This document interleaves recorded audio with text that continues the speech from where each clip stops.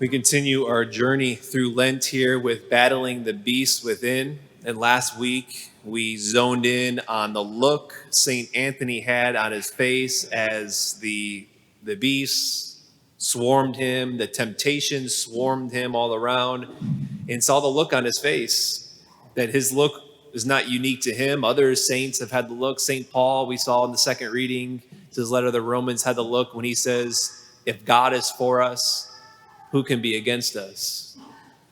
And we saw last week, like the place to start, like if you want to be a saint, if I want to be a saint, if we're going to battle the beast here, these 40 days of Lent, and just in general, if we're going to battle the beasts that continually win in our lives, that cause us to fall, then what we've got to do, we have to pursue that look. We've got to pursue love. And that is to say God and communion with him and a deeper awareness of his presence, which allows St. Anthony, St. Paul, and you and I to tap into a greater strength, something that's divine. And so if we're going to root out sin, and to be sure, we're to do that these days of Lent and kind of special attention to that and to kill sin, we need, like, grace is, like, it can't be done without God and his grace. And oftentimes, like, I suppose God could just snap his finger, right? And whatever that is that we are looking to, that vice or sin, like, I suppose he could, God could just snap the finger and it go away. But oftentimes what it does, it requires a 1-2 punch of reliance upon him, his grace, and then secondly, us putting in work to kill sin and vice in our lives, the battling the beast. And so this week, what I want to do is I want to look at the importance of virtue. And then secondly, I want to give us just 5 tips to overcoming temptation when it comes. So first, understanding virtue. The Catechism defines virtue as a habitual and firm disposition to do the good. A habitual and firm disposition to do the good. That's the goal.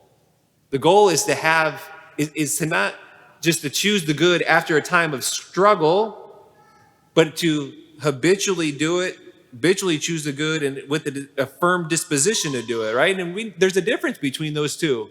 I mean, we know that. You just even imagine a scenario, right? Imagine a husband who's invited by a woman to have an affair. He considers it. Part of him wants to have the affair. Another part of him knows is that he shouldn't. And so he's there and he's struggling with the decision. He goes back and forth with it in his head. But he ultimately tells the woman no, walks away, and goes home to his wife. Contrast that with a husband who's tempted by a woman to have an affair, and he just turns and quickly says no, and walks away, and goes home. The second one is one who possesses virtue. He has the firm disposition, right, to do the good. You may say, well, what's the big deal? Both of them ultimately said no. Both of them, said no to the temptation, and both of them did the right thing. That's true. But we know those two things are, those two cases there, those two husbands, if you will, it's not the same case. If you just imagine, right, that first husband goes home and he tells his wife, hey, honey, I was asked by this woman to have an affair. I struggled with the decision. I tossed it around in my head, and honestly, honey, I struggle with the decision quite a bit. I really wanted to do it, but I ultimately told her no. See how much I love you, honey? No, we clearly see the difference between that first man and then the second man who was virtuous, who had firm disposition, who didn't experience the struggle. Virtue, becoming a man of virtue or a woman of virtue is the goal. And the truly virtuous person doesn't just do the right thing. The truly virtuous person also desires rightly, desires the good. Most of us here aren't there. Most of us here, we struggle. We're on the road to virtue, or at least, we desire it, we want it, but we're on the road. And so as we look at these 5 tips of overcoming temptation, don't just see them as this just a forever just white knuckling it when temptation comes. We want to see these as putting them into place. And over time, we grow in virtue. We habitually choose the good. We eventually become the virtuous man, the virtuous woman, where over time the struggle lessens. Our desires begin to change. And we habitually choose the good. Like that's possible. We at least want to strive for it. And so 5 tips to overcoming temptation. I think I had like 14 or 15 of these tips. So I dwindled them down to 5. And they all are rooted in the tradition. Remember in the first week we said temptation can either be small and annoying, like that thing that tells us like to demolish the entire tub of cookie dough Oberweis ice cream. The temptation can be small and annoying like that, but temptation can also be big and serious. Temptation can be that leads to the thing that destroys my peace, my relationships, my family. It can destroy my life or someone else's life. And so a few tips here. First, resist early. When temptation comes, the most important time is right when the temptation knocks on your door. Because temptation starts off with a simple thought in the mind, then it moves the imagination to engage it. It takes on an appearance then that is something desirable, and then it moves to a powerful attraction. By the time it gets to this part down here, where it's a powerful attraction, it's really hard to stop a big boulder that's going downhill at a quick spot. It's a lot easier to stop the boulder when it's way up here, when it just begins with a thought, and the boulder just starts to move just a little bit and it comes. That's the time to take action. That's the time to resist, is up here, is to resist early. St. Jerome, church father, said, "He who does not resist immediately is already half conquered." The alcoholic who gets too close to the drink, picks it up, even smells it, or takes a sip or two, he's already half conquered. Someone else once said, "The more sluggish our resistance is at the beginning of temptation, the more vulnerable we become, and the more powerful our adversary will grow." When temptation comes, first tip, resist early. Secondly, imitate the good. A reading that we don't hear on Sunday ever at the Sunday Mass is Paul's letter to 1 Corinthians chapter 10, verse 13. The scripture says this: no temptation has overtaken you that is not common to man. What we like to do is we like to tell ourselves how unique our situation is, or how difficult our circumstances are in life, or how difficult and how strong the temptation is. We say, right, anybody facing this circumstance, or anybody who has like kids like mine that are doing what they do, certainly they would do what I do, and they would lose it just like I lose it. Your temptation isn't special. It's not unique. Others have faced the very same thing and have overcome it. So when faced with temptation, when temptation comes, it's helpful to think of men and women who have gone before us, the great cloud of witnesses that the scriptures talk about. It's even helpful to not only think about the saints, but to think of even people who sit in the pews, or people who might live on our block that have undergone the same temptation and have overcome it. And then we can look at him, we can look at her, we can look at the saints and say, he overcame it.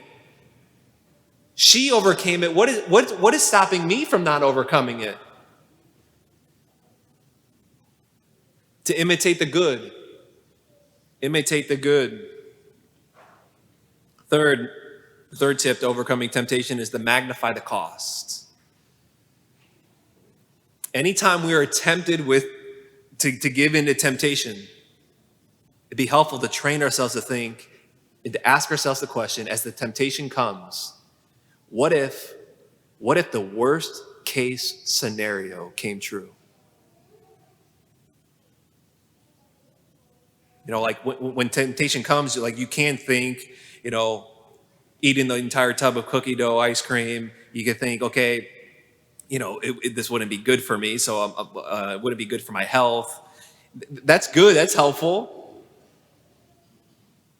But it's not the same thing as projecting out 15, 20 years, thinking about the worst case scenario. If it came true, I'm going to get diabetes.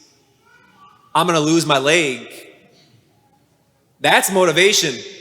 That's when that's temptation then comes and it's like, well, no thanks. I'd rather keep my leg.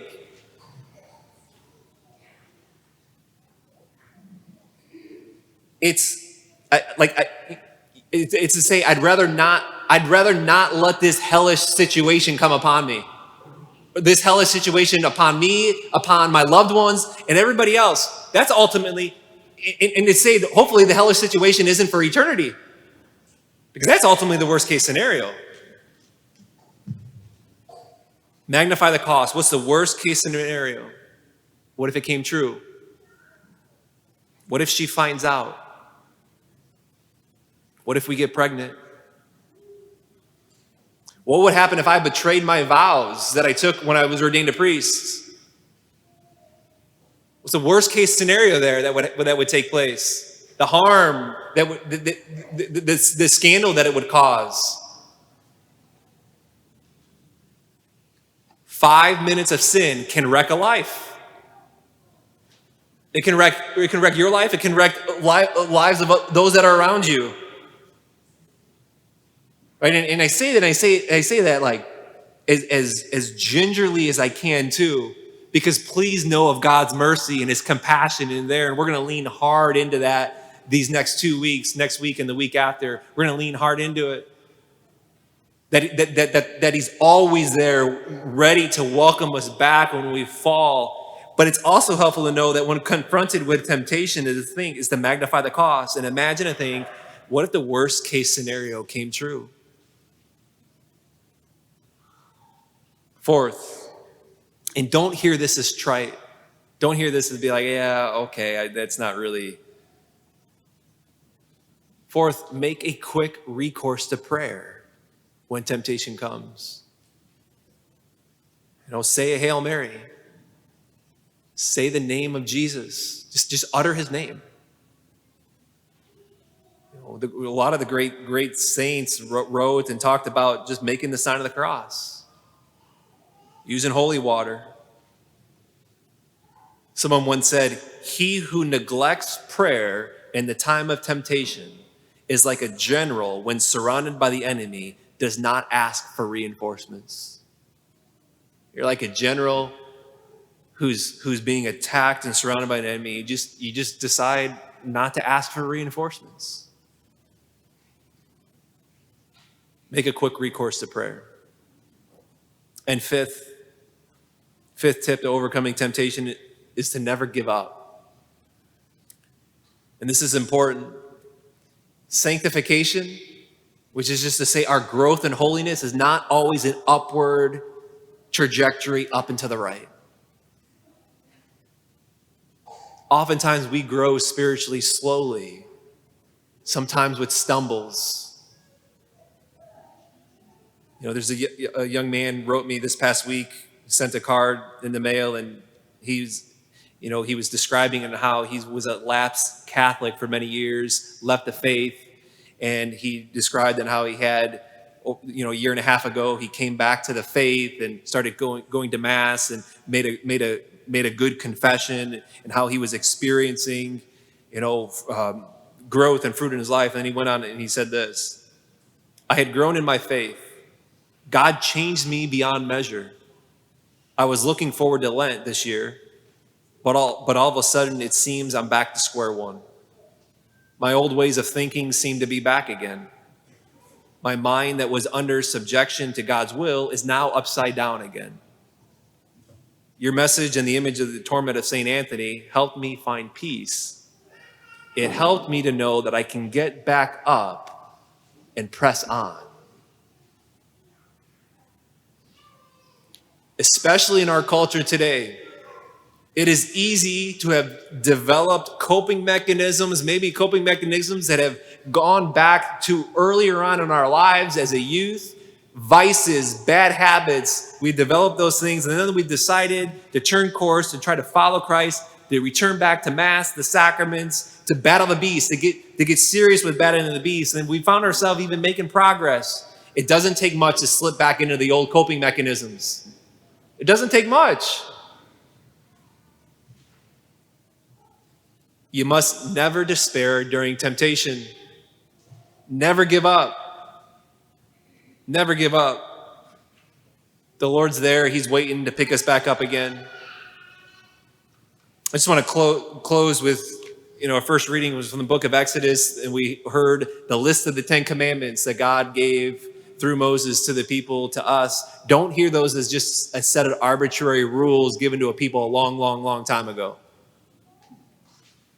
Because the temptation is, you hear the 10 commandments or even these 5 tips of overcoming temptation, you're like, those are just outdated, or it's kind of just good advice maybe to follow by. 10 tips, nice advice, or 10 commandments, maybe just good advice if you want to follow them or not. No, we're talking about the best way to live. Objectively, it's the best way to live, following the 10 commandments. It leads to human flourishing and thriving, is following God's way and his laws. Both as us as an individual, and then again, how it ripples out to all those that are connected to us. Grow in virtue. Become virtuous. Become a virtuous man, a virtuous woman. Habitually choose the good. Habitually overcome temptation.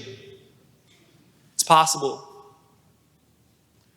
What better to spend your life than working towards that? What better adventure to go on than to do this? Is it difficult? Absolutely, it's difficult. Boy, is it difficult. It's incredibly difficult. But the combination of God's grace, having the look, staying close to him and staying close to the church and staying close to the sacraments, and also putting in the work, it is possible to not only battle the beasts, but also to kill them.